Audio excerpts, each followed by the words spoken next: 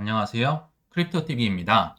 오늘은 천재 경제학자 케인스가 만약 살아있었다면 신규 진입자들의 질문들, 예를 들어 리플을 사요 말아요, 혹은 얼마나 사야 돼요 이런 질문에 어떻게 답을 했을지 다소 엉뚱한 주제로 말씀을 드려보려고 합니다.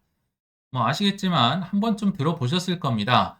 케인스는 애덤 스미스 다음으로 유명한 전 세계적인 스타 경제학자이자 천재입니다. 거시 경제를 거의 처음으로 만들고 정립을 한 분이라고 보시면 될 것 같고요. 또 뭐 부르주아로 태어나기도 했고 뭐 키도 한 198cm 정도 됐다고 합니다. 뭐 거의 팔방미인이었던 것 같은데요. 우리는 이분의 뭐 경제학을 보려고 하는 게 아니죠.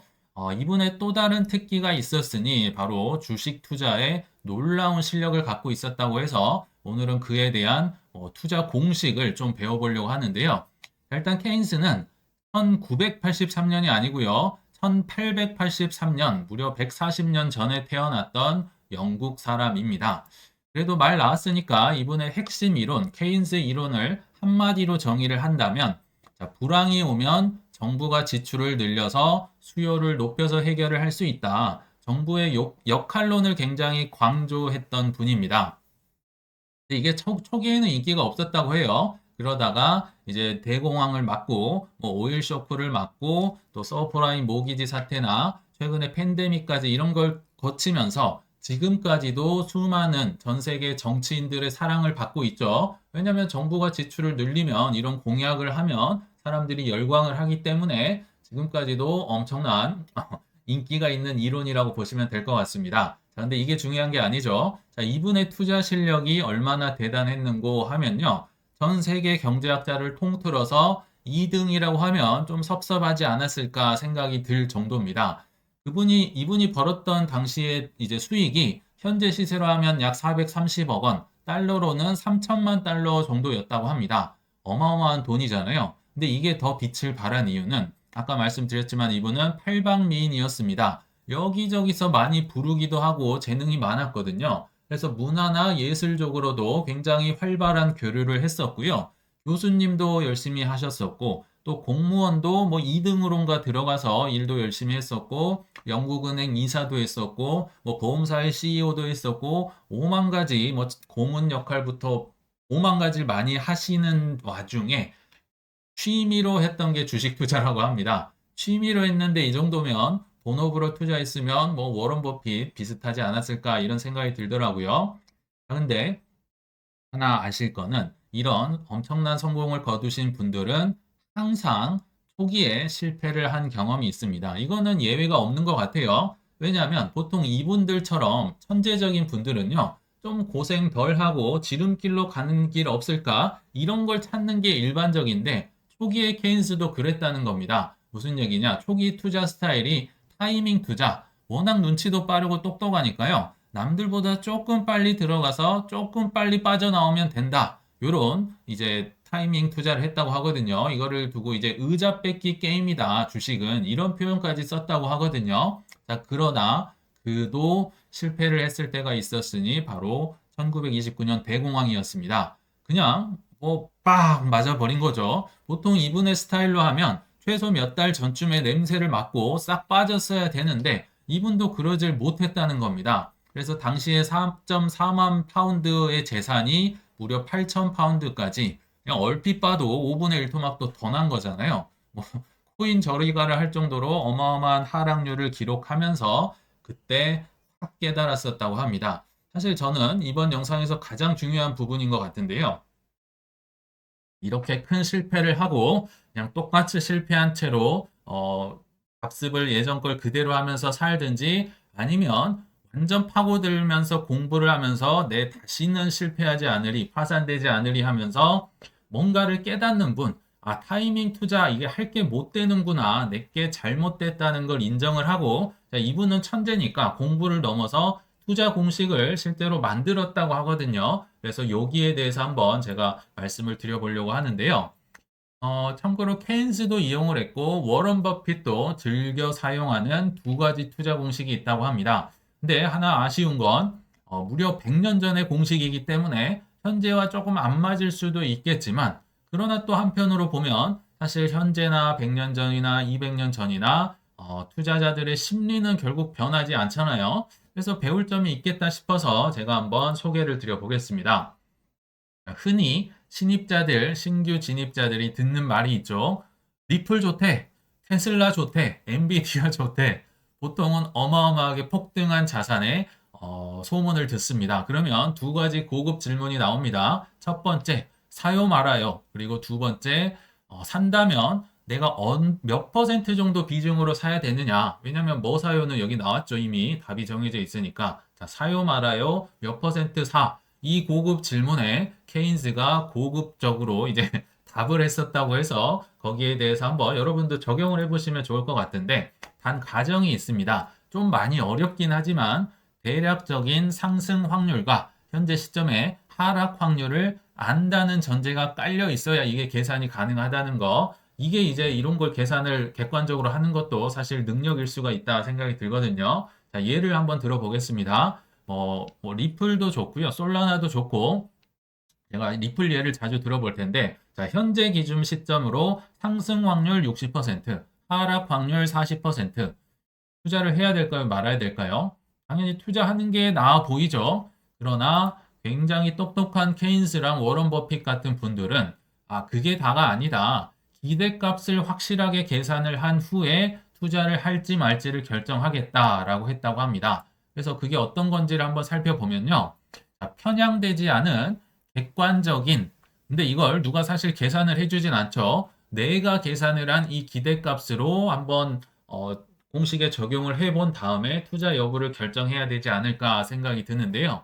공식은 간단합니다. 별로 어렵지 않아요. 자, 상승 확률 곱하기 예상 이익 빼기 하락 확률 곱하기 예상 손실인데요. 왜 어렵지 않냐면, 자, 아까 이거 60%, 이거 40%는 나왔었죠. 근데 예상 이익이 뭐냐? 지금 현재 사서 앞으로 올라갈 수 있는 예상 먹을 수 있는 폭을 얘기하는 겁니다. 그럼 예상 손실은 지금 내가 사서 현재부터 앞으로 예상되는 손실폭, 그러니까 올라갈 수 있는 폭이 크면은 들어간다는 거고요.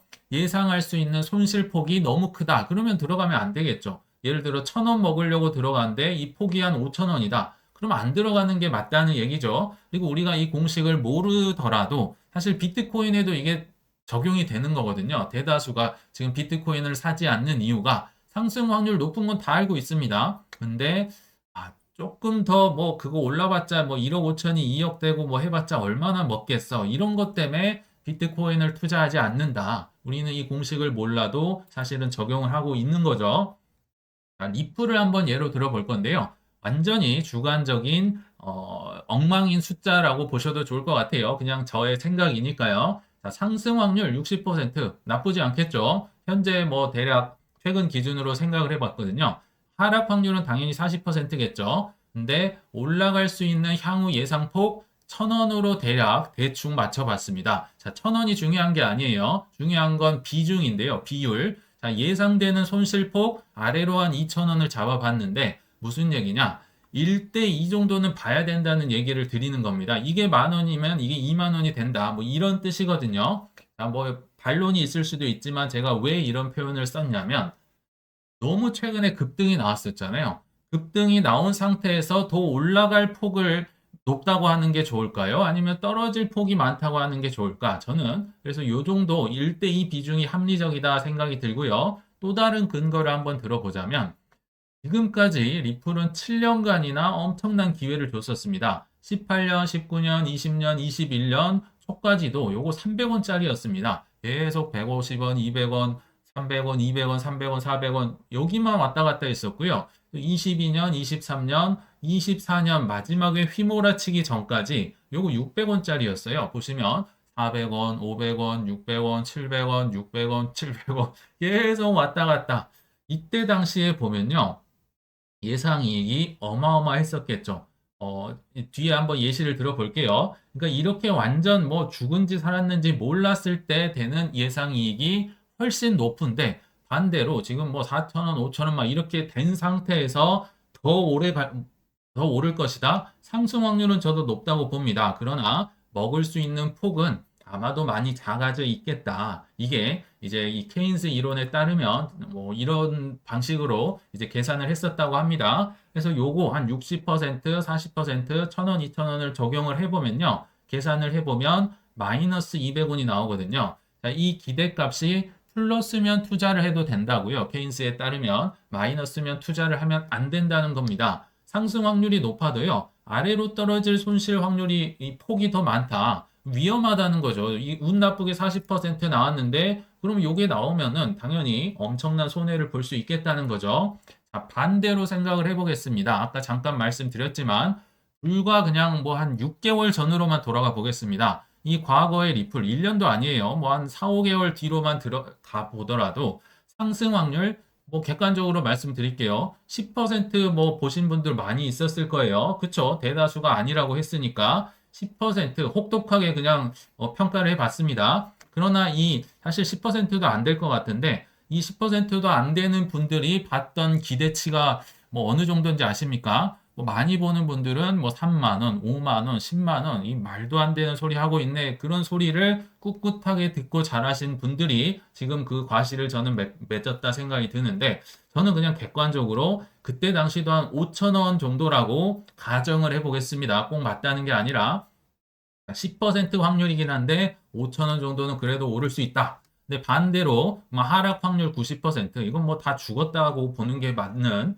정말 뭐 뭐 스텔라도 마찬가지였고 사실 알고랜드 뭐 헤데라 뭐 도지코인 뭐 웬만한 거 다 이랬었잖아요. 그중에 최고봉이 리플이었을 뿐이지. 자, 하락 확률 90% 그리고 예상되는 손실 폭도 극단적으로 높다고 가정을 해보겠습니다. 500원 잡았습니다. 왜냐면요. 이게 계속 600원, 700원짜리였는데 500원 떨어지면 이건 그냥 죽은 겁니다. 그쵸? 그럼에도 불구하고 과거 불과 뭐 한 4, 5개월 전만 하더라도 요거 계산해보면요. 플러스 50원이 나옵니다. 들어갔어야 된다. 아무리 최악의 상황 뭐 90%고 뭐 이게 500원이나 뭐 마이너스 90% 돼도 예상되는 이익이 크다면 들어갔어야 됩니다. 자, 이거 비교를 해보시면 현재가 여기에 적합하다고 생각이 드는지 아니면 여기에 해당한다고 생각이 드는지 비단 리플뿐만 아니라 다른 코인들도 한번 본인이 객관적으로 써보시면 계산해보시면 뭐 엑셀 이용하시면 금방금방 나오거든요. 한번 판단을 해주시면 어떨까 생각이 들고요. 그럼에도 불구하고 탑 트레이더라면 또 뭐 상관이 없을 것 같긴 합니다. 위로 먹을 게 별로 없어도 나 떨어지면 칼 손절하는 탑 트레이더다. 뭐 그러면 하셔도 상관은 없겠죠. 근데 제가 그래도 선물 트레이더들 뭐 이런 의견도 다 보거든요. 그분들조차도 가성비, 들어갈 수 있는 가성비를 따집니다. 먹을 수 있는 폭이 커야 이 손해보는 폭보다요. 그래야 퍼센티지 확률을 계산을 하고 들어가시더라고요. 그래서 사실 케인스적으로 보나 트레이더적으로 보나 이 공식을 한번 써보시면 그래도 어느 정도 객관적으로 좀 판단이 되지 않을까 생각이 들었고요. 자, 이제 두 번째 질문 공식도 있다고 했었죠. 얼마만큼 사야 돼요? 이것도 참고로 워런 버핏도 쓰고요. 채권왕 빌 밀러도 사용을 하고 있다고 합니다. 근데 요거는 케인즈가 만들었다는 건 아니고요. 이분이 이제 많이 퍼뜨리고 사용을 했다는 거고 실제로 만든 분은 따로 있거든요. 요거 한번 얘기를 드려볼게요. 자, 예시를 위해서 뭐 이런 자산이 있다고 가정을 해 보겠습니다. 오를 확률 70%, 떨어질 확률 30%, 올라갈 수 있는 폭 1,000원, 떨어질 수 있는 폭도 1,000원. 뭐 계산하기 쉽게 그냥 1,000원으로 했거든요. 그럼 아까 계산에 따르면 플러스 400원이 나오니까 사야겠죠. 뭐 사야 되는 거 오케이. 투자는 알겠어. 그러면 얼마 정도 비중으로 들어가셔야 되느냐? 이제 그에 대한 공식인데요. 예를 들어 보겠습니다. 100% 내가 1,000만 원 있었는데 1,000만 원을 몰빵을 했다. 뭐 70% 확률이니까 뭐 뭐 괜찮은 거라고 볼 수 있지만 운이 안 좋게도 30% 확률이 나오면요. 파산이 됩니다. 파산은 되면 안 되겠죠. 그러니까 이 투자 공식을 만든 분이요. 천재 물리학자 존 켈리라는 분인데 저는 여기서 이걸 느꼈어요. 아, 존 켈리 이분도 오죽 파산을 많이 당해보고 파산이 싫었으면 이런 공식까지 만들었구나. 이분도 실패가 어마어마했었구나. 그러니까 이런 걸 만들었겠죠. 자, 반대로 생각을 해보시면 이분들의 과거의 투자 패턴이나 이 풍파가 느껴진다 생각이 들거든요. 아무튼 이것도 뭐 그렇게 어렵지 않습니다. 이 F라는 게 투자 비중, 몇 퍼센트, 100% 중에 나는 몇 퍼센트 투자하겠다 비중인데요. 자, 이 P는 상승 확률입니다. 그리고 빼기 1 빼기 P, 요거는 이제 뭐 실패 확률이겠죠. 나누기 예상이익 나누기 손실. 이게 쉽게 말하면 손익비라고 보셔도 좋을 것 같아요. 예상되는 손실이 분모, 예상되는 이익이 분자. 그래서 한번 계산하기 쉽게 제가 이렇게 표현을 해봤는데요. 자, 70% 빼기 1 빼기 70%. 그러니까 여기는 손해겠죠. 손해볼 확률 나누기입니다. 나누기 예상이익 1,000원. 예상 손실 1,000원 하면요. 40%가 나오거든요. 그래서 이 자산은 1,000만 원이 있으면 이 종목에는 한 400만 원 정도 넣으면 강하지도 않으면서, 그러니까 파산 위험도 적으면서 그래도 어느 정도 가성비 있게 극대화할 수 있는 비중이다. 실제로 워런 버핏, 빌 밀러, 케인스가 다 쓰는 전략이라고 하거든요. 적용을 한번 여러분들 해보시면 좋을 것 같은데, 그래서 저도 제가 좋아하는 이더리움을 가지고 한번 요거를 돌려봤습니다. 최대한 객관적으로 하려고 노력은 했는데 될지는 모르겠어요. 앞으로 더 오를 수 있는 확률, 25년 전반적으로 본다면 한 70% 정도 좀 소심하지만 예상을 해봤고요. 반대로 하락 확률은 30%겠죠. 이게 막 풍파가 있긴 하겠지만 그냥 딱 이 공식을 넣기 위해서 70%, 30%. 그리고 위로 올라갈 수 있는 폭, 글쎄요. 계산하기 편하게 그냥 이더가 500만 원이라고 잡으면 한 1,000만 원 정도로 좀 겸손하게 한번 표현을 해봤습니다. 올라갈 수 있는 폭 500만 원, 떨어질 수 있는 폭 한 200만 원이면 저는 적당하지 않을까 생각이 들거든요. 왜냐하면 24년 9월 달에 한 300만 원 살짝 무너지고 올라왔던 게 최근에 가장 저점이어서 최근에 가장 저점까지 표현을 해본 겁니다. 그래서 플러스 500만 원, 떨어지면 마이너스 200만 원 정도를 생각을 해봤는데 요거를 계산을 해보고 시뮬레이션 돌려보니까 58%가 나오더라고요.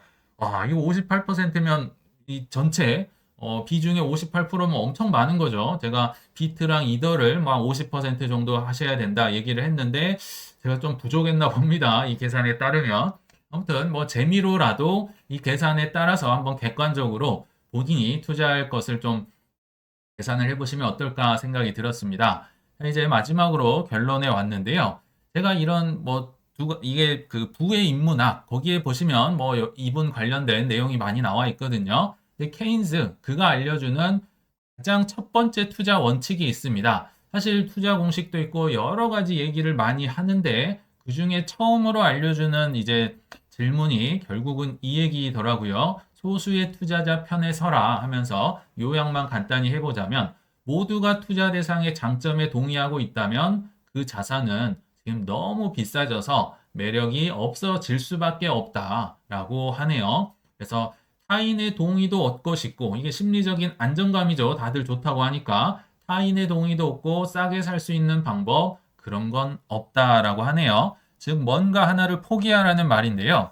내가 지금 이미 전 세계의 수많은 동의를 얻은 후에 전이 아닙니다. 후에 자산을 산 건 아닌지 그리고 비싸게 사신 거를 너무 많은 비중을 싣고 있지는 않은지 조금 객관적인 고민도 필요하지 않을까 생각이 들고요. 또 우리가 올해만 투자를 하고 끝낼 게 아니잖아요. 크립토 겨울이 오면 손 놓고 있을 게 아니라 어떤 다른 분야 자산을 투자를 해야 될지 등등 여러 고민이 필요할 텐데요. 길고 긴 투자 여정에 이런 의견도 공식도 있다 정도로 참고를 해주시길 바라면서 이만 물러가겠습니다. 시청 감사합니다.